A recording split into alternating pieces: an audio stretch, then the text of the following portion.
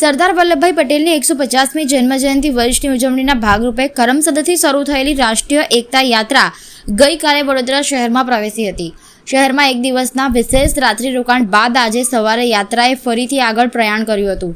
યાત્રા જ્યારે માંજલપુર, મકરપુરા, સુસેન રોડ અને તરસાલી વિસ્તારોમાં પસાર થઈ ત્યારે વિવિધ સમાજ સંસ્થાઓ, શહેરીજનો અને યુવાનો દ્વારા ઠેર ઠેર તેનું ભવ્ય સ્વાગત કરવામાં આવ્યું। જય સરદાર, જય ગુજરાતના નારાઓ સાથે યુવાધન ઉર્જાસભર રીતે જોડાયું હતું, જેના કારણે સમગ્ર માર્ગ પર ઉત્સવ જેવો માહોલ સર્જાયો હતો।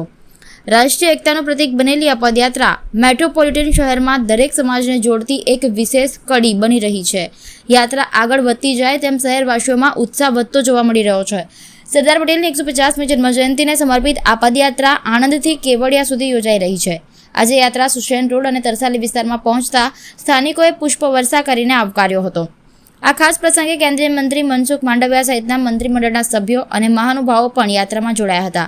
સાથે જ વિશેષ વેશભૂષામાં સજ્જ બાળકો યાત્રામાં જોડાતા તેઓ આકર્ષણનું કેન્દ્ર બન્યા હતા। યાત્રા આજે વડોદરાથી આગળ જિલ્લાની દિશામાં પ્રયાણ કરી છે। રાષ્ટ્રીય એકતા યાત્રાનું વડોદરામાં ઠેર ઠેર ભવ્ય સ્વાગત કરવામાં આવ્યું હતું।